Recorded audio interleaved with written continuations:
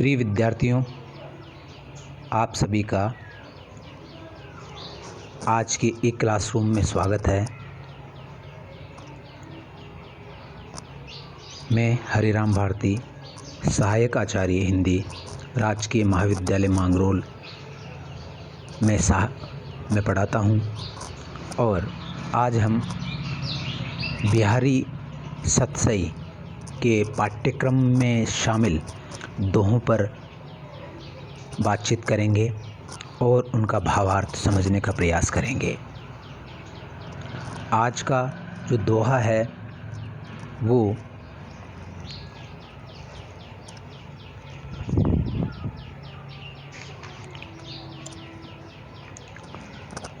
बिहारी सतसई में 363वां दोहा है।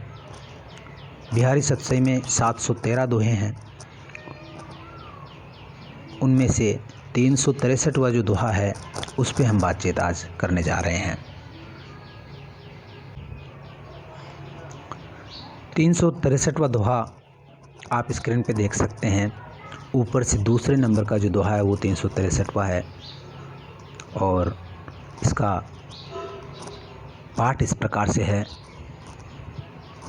दृग ऊर्झत टूटत कुटप, दृग ऊर्झत टूटत कुटुम, जुरत चतुरचित प्रीति, परति गांठ दुर्जन हिये, परति गांठ दुर्जन हिये, दई नई ये रीति।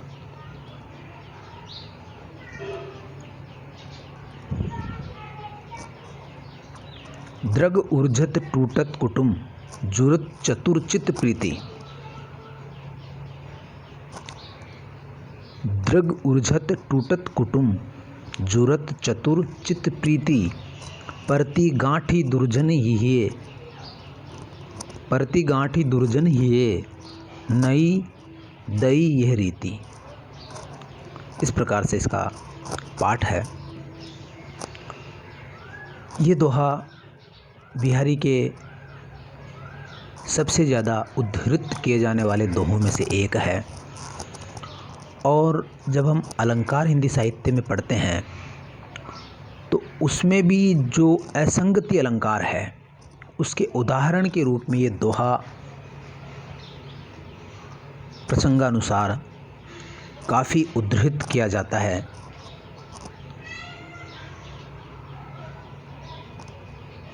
बिहारी सतसई में कुछ उक्तियाँ ऐसी है जो कालजयी हैं। वो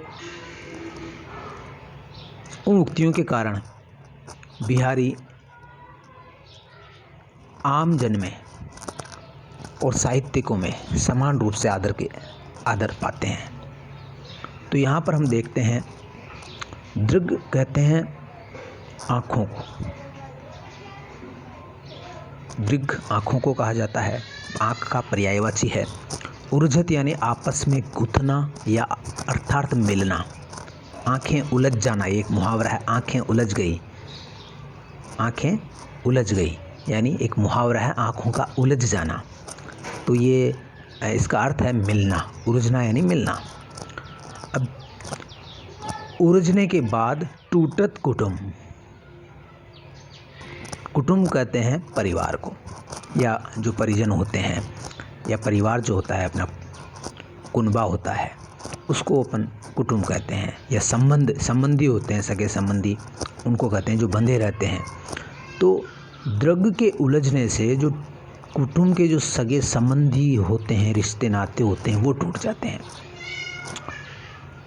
जुरत यानी जुड़ना, संबद्ध हो जाना, टूटना, कुटुंब के संबंध टूट जाना, और जुरत यानी जुड़ जाना, चतुरचित प्रीति, और जो चतुरचित होते हैं उनमें प्रीति जुड़ जाती है।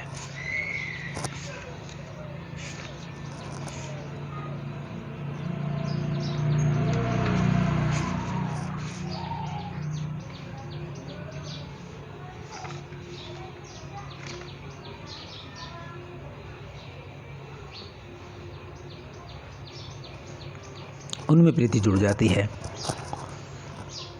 परति गांठ दुर्जन हिये, परति यानी पड़ना, गांठ पड़ जाना, गांठ पड़ जाने का मतलब ईर्ष्या, द्वेष, आंठ, ईर्ष्या उत्पन्न हो जाना। दुर्जन हृदय में, जो दुर्जन है उनके हृदय में गांठ पड़ जाती है।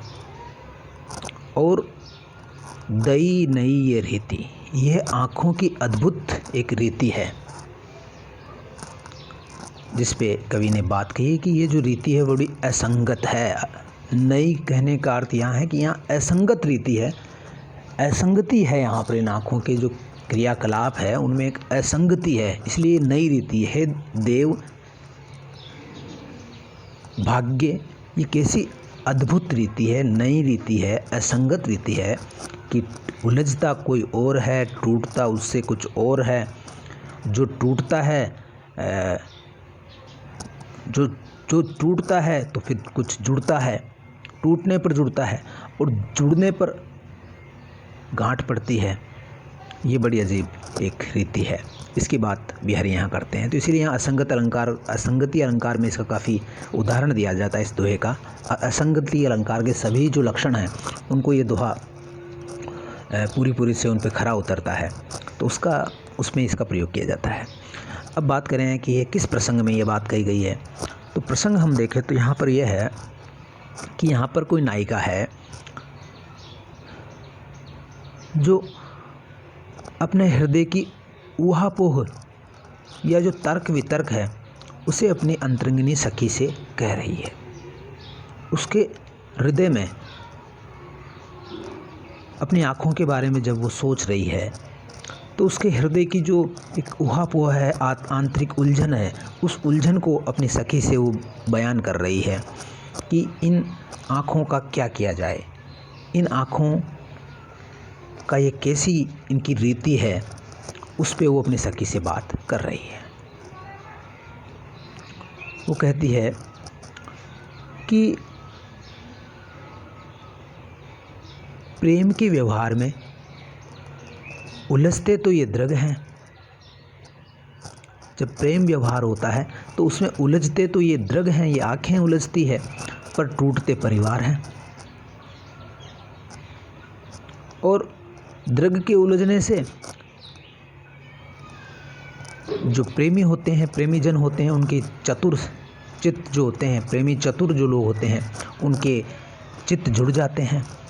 और जो दुर्जन होते हैं उनके गांठ में उनके हृदय में गांठें पड़ जाती है, आंट पड़ जाती है, उनमें ईर्ष्या उत्पन्न हो जाती है। जिसको दुर्जन कहा गया है उसमें ईर्ष्या उत्पन्न हो जाती है। ये कैसी अद्भुत नीति है। कोई उलझता है तो दूसरा टूट जाता है, और जो टूटता है उसका जुड़ता कोई और है। टूटता कुटुंब है और जुड़ता चित्त प्रेमी चित्त है, और गांठ तीसरे व्यक्तियों के हृदय में पड़ती है। इस प्रकार से ये बड़ी अद्भुत रीति है। ये विलक्षण जो रीति है इसके बारे में वो अपनी ऊहापोह का वर्णन। अब अगर हम बात करें असंगति अलंकार की, तो असंगति अलंकार का लक्षण क्या होता है कि उसमें उपमेय और उपमान में जो संबंध होता है या कार्य कारण संबंध होता है, उसमें उपमेय उपमान संबंध ना होकर के कार्य कारण संबंध होता है, और कार्य कहीं अन्यत्र होता है और उसका कारण कहीं अन्यत्र होता है। कारण कहीं और घटित होता है कार्य का, और कार्य कहीं और घटित हो जाता है, तो उसको हम लोग असंगति अलंकार कहते हैं। जैसे कि इसका एक सामान्य सा उदाहरण यह है कि विष किसी और को दिया जाए और मर कोई और ही जाए, तो उसे कहेंगे कि कारण तो कहीं और है और उसका जो कार्य है वो कहीं और घटित हुआ है। तो ये बात इसमें है, उसका प्रभाव कहीं और हो जाना। तो उसमें कार्य और कारण में जब असंगति होती है तो वहाँ पर असंगति अलंकार कहा जाता है। तो यहाँ पर भी ये हम देख रहे हैं कि असंगति अलंकार है कि इसका एक दूसरा उदाहरण है कि जुरत नैन पर जरत ही है, कि नैन जुड़ते हैं पर जलता हृदय है। जब दो चीज़ें टकराती है तो आग उन्हीं में लगती है, आँखों जब पत्थर टकराते हैं तो उनमें आग लगती है, लेकिन यहाँ पर नयन जुड़ते हैं और आग हृदय में लगती है। तो यहाँ पे भी एक असंगति है। तो यह जो नेह नगर की, प्रेम नगर की जो ये रीति है, इस पर बिहारी ने बड़ी अच्छी टिप्पणी यहाँ पर की है। अब बात करें हम, थोड़ा सा ये देखें कि बिहारी ने की जो कला है उसकी सबसे बड़ी विशेषता आचार्य शुक्ल ने उनके विवाहों की जो योजना है, उसकी जो अनुभवों की योजना है, उसका उन्होंने बड़ा ही अच्छा वर्णन किया है। एक तो ये बात याद रखने लायक है। दूसरी यह है कि बिहारी जो हैं वो एक रीति सिद्ध कवि हैं और रीति सिद्ध कवि होने के नाते वो लक्षण नहीं देते हैं और उनकी कविता को समझने के लिए रस, काव्य और जो अन्य शास्त्र हैं, कामशास्त्र, व्याकरण, ज्योतिष आदि जो शास्त्र हैं, उनका ज्ञान होना, थोड़ा बहुत सामान्य ज्ञान होना बिहारी की कविता को समझने के लिए आवश्यक है।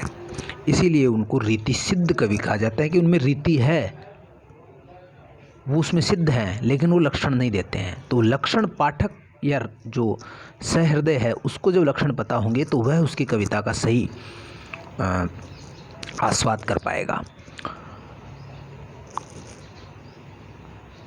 बिहारी में दोहों में हम देखते हैं कि भाव पक्ष और कला पक्ष पर समान प्रभावकारी है। भाव पक्ष को उतना ही महत्व दिया गया जितना कला पक्ष को। ये इनकी सबसे बड़ी बात है बिहारी की। देव है, पद्माकर है, उनमें हम देखते हैं कि एक जो उन्होंने आचार्य शुक्ल ने कहा है कि वैसा जो गूंजने वाला जो प्रभाव है वो बिहारी में नहीं है। तो ये बात सही भी है कि जो नाद सौंदर्य जो है वो कवित्व सवैयों में ज़्यादा होता है, दोहों में कम होता है। दोहों में अर्थ लालित्य ज़्यादा होता है।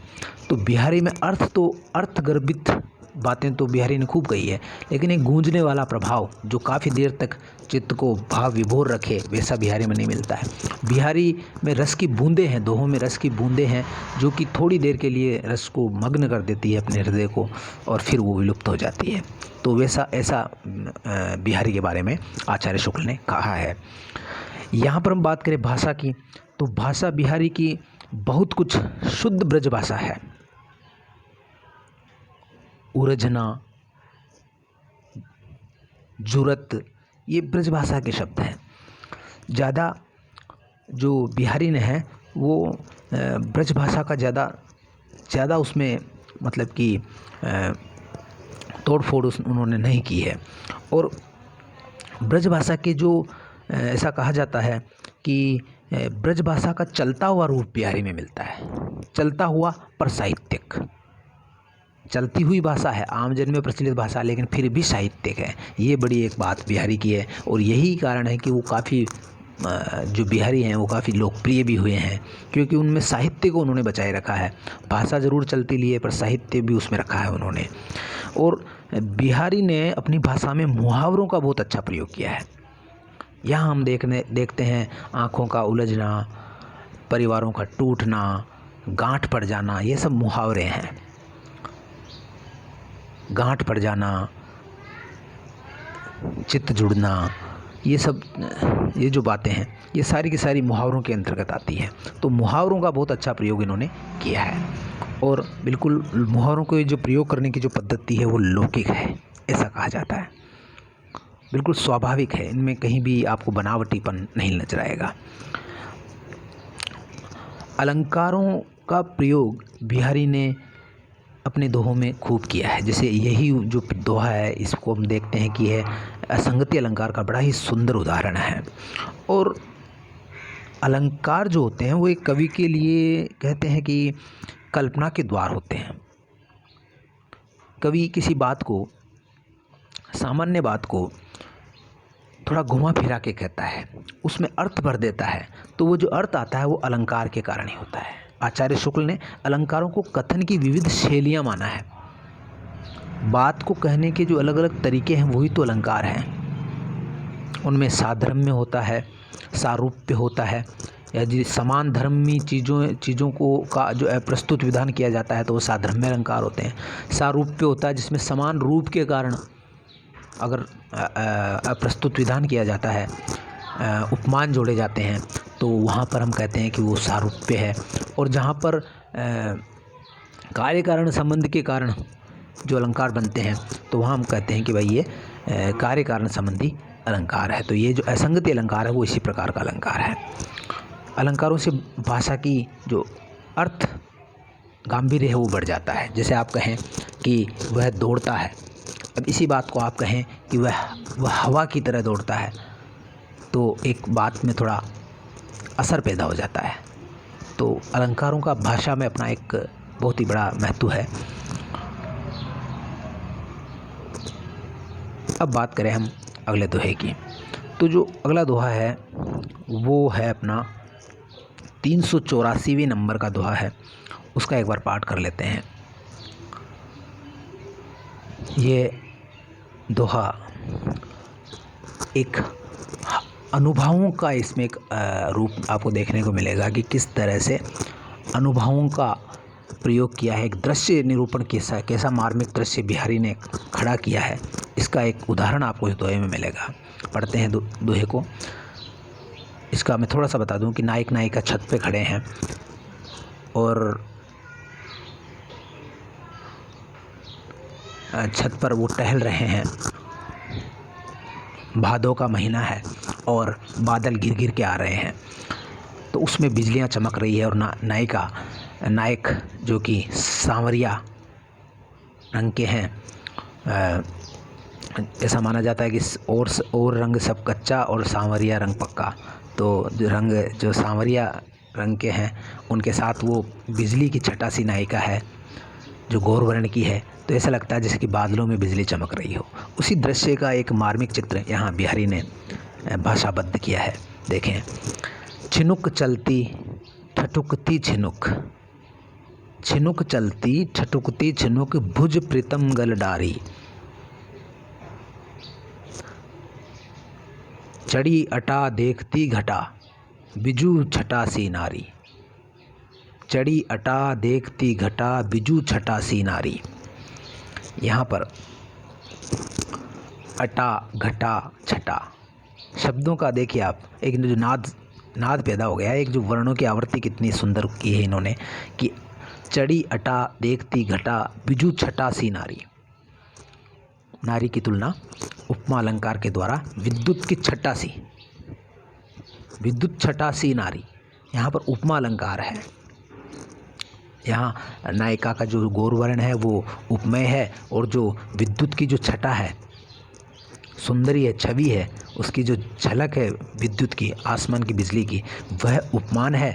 और यहाँ सी वाचक शब्द है और इस प्रकार से हम कहते हैं कि यहाँ पर उपमा अलंकार है, कहा जा सकता है। और हम देख रहे हैं कि अटा, ट वर्ण की आवृत्ति हो रही है, ट, अटा में ट, घटा में ट और छटा में ट। तो यहाँ पर जो मतलब कि ट का जो स्वरूप है वो एक आवृत्ति उसकी हो रही है, इसलिए यहाँ वृत्त्यानुप्रास है। एक से अधिक बार एक वर्ण की जब आवृत्ति होती है तो उसे हम कहते हैं कि वहाँ पर वृत्त्यानुप्रास होता है।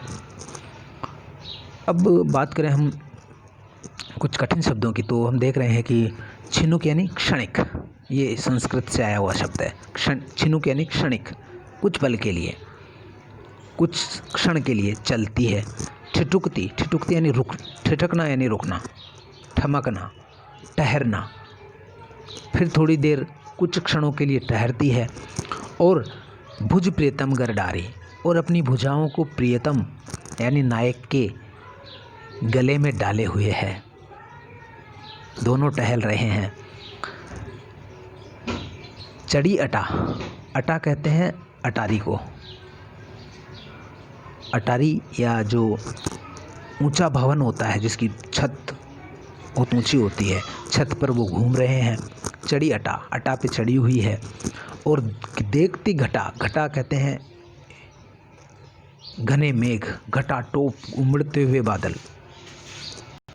तो यहाँ पर बिज्जू बिज्जू कहते हैं बिजली को, या जो दामिनी होती है आकाश में जो बिजली चमकती है उसकी एक छटा होती है, उसमें एक झलक होती है, उसको उसकी उपमा नारी को दी गई है, नारी के गौर वर्ण को दी गई है। अटा मैंने बता ही दिया कि वो घर की एक छत होती है। अब हम बात करें क्या प्रसंग है यहाँ पर, तो प्रसंग ये है कि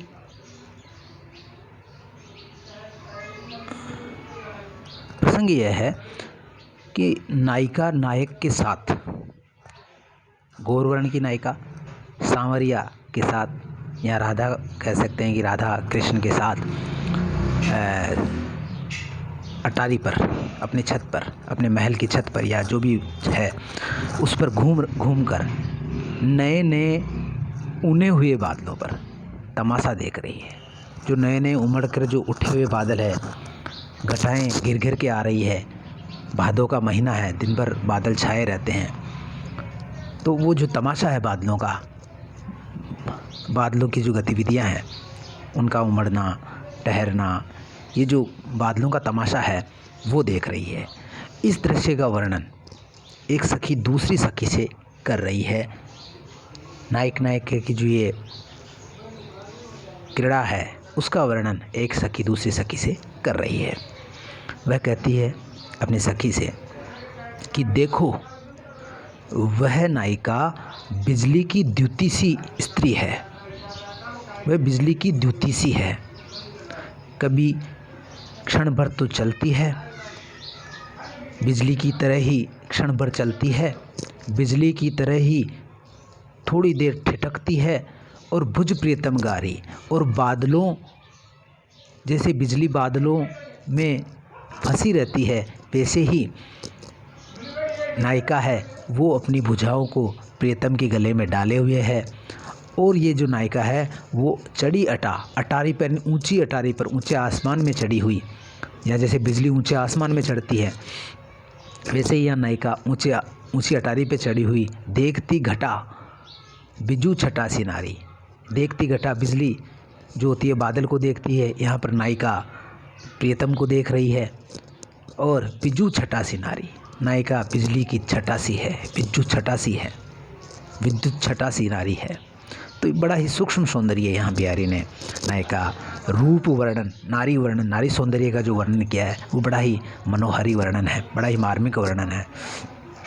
और यहाँ पर जो अनुभाव हैं, अनुभाव उसे कहते हैं कि जब रस निष्पत्ति का जो बोध हमें जिन क्रियाकलापों से होता है, रस का बोध हमें जिन क्रियाकलापों से होता है, आश्रय के जिन क्रियाकलापों से रस का बोध होता है उसे हम अनुभाव कहते हैं।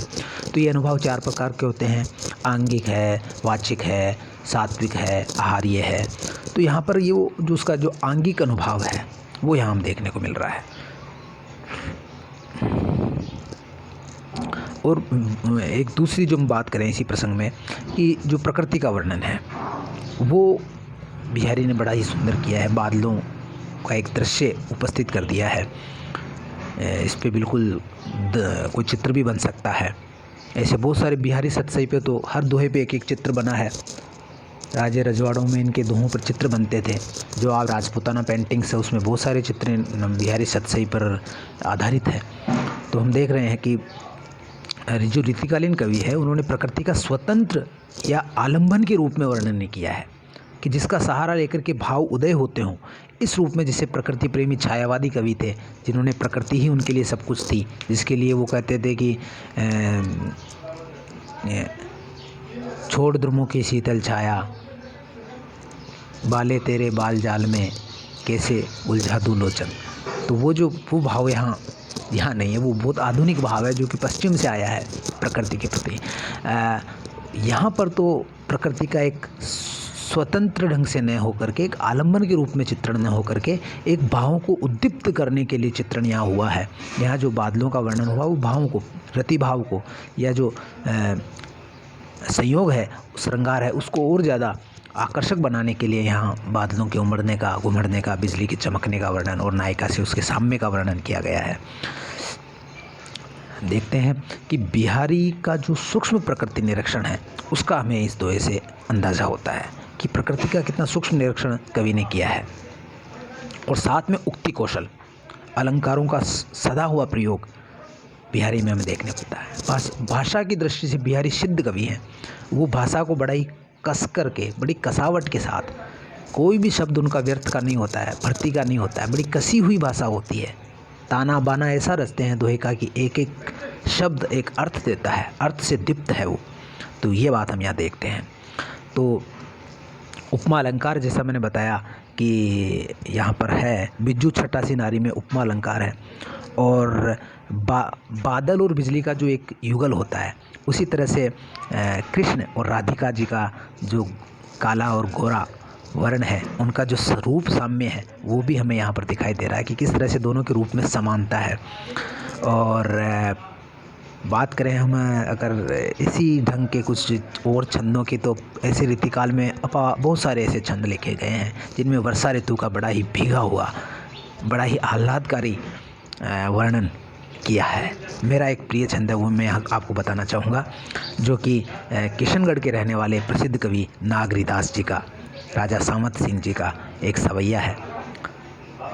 उसमें भी ऐसा ही वर्णन है कि नायक, शाम का समय है, बादल घिरे हुए हैं, नायक अपनी अटारी पर खड़े हैं और कृष्ण, नायक कृष्ण है, वो अपनी अटारी पे खड़े हैं, राधिका जी अपनी अटारी पे खड़ी हैं। और नायक किस प्रकार से राधिका जी के रूप की भीख पाते हैं, उसका वर्णन नागरीदास जी ने बड़ा ही मनोहरी किया है।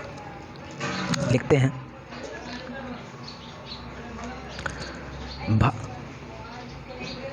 भादो की कारी अंधारी निशा, झुकी बादर मंद फुही बरसावे। भादो की कारी अंधारी निशा, झुकी बादर मंद फुही बरसावे। श्यामा जू आपनी ऊंची अटा पे, छकी रस रीति मला रही गावे। तासम में मोहन के द्रग दूरी ते, तासम में मोहन के द्रग दूरी ते, आतुर रूप की भीख यो पावे। पौन मया करी घूंघट टारे, दया करी दामिनी दीप दिखावे। पौन मया करी घूंघट टारे, दया करी दामिनी दीप दिखावे। तो यहाँ पर नागरीदास जी ने बड़ा ही मनोहारी वर्णन किया कि किस तरह से प्रकृति भी जो कृष्ण हैं उनका साथ दे रही है। उनके रूप की, राधिका जी के रूप की, जो अपने अट्टा पे खड़ी हुई अंधेरी निशा में बादलों झुके हुए, हल्के हल्के बरसने वाले मंद फूही की तरह, रुई की तरह, फूही की तरह धीरे धीरे, जैसे किसी के पुराने ज़माने में मतलब कि रुई से जो करते थे वो, वैसे गुदगुदी करने वाली जो बारिश होती है, वो बादल मंद मंद बरस रहे हैं, बड़ी हल्की हल्की सी बारिश हो रही है। राधिका जी अपनी अंधारी निशा पे, हल्की हल्की अंधेरी रात है, शाम घिराई है, उस पर अपनी अट्टा पे खड़ी हुई वर्षा ऋतु का दृश्य देख रही है और गा रही है रस रीति में, प्रेम में मग्न होकर के, कान्हा के प्रेम में मग्न होकर के कुछ मल्हार गा रही है, जो कि वर्षा ऋतु में गाया जाने वाला गीत होता है, उसको गा रही है। उसी समय अपनी अटारी पे खड़े हुए, बाबा नंद की अटारी पे खड़े हुए कृष्ण उसके रूप की भीख किस तरह से पाते हैं।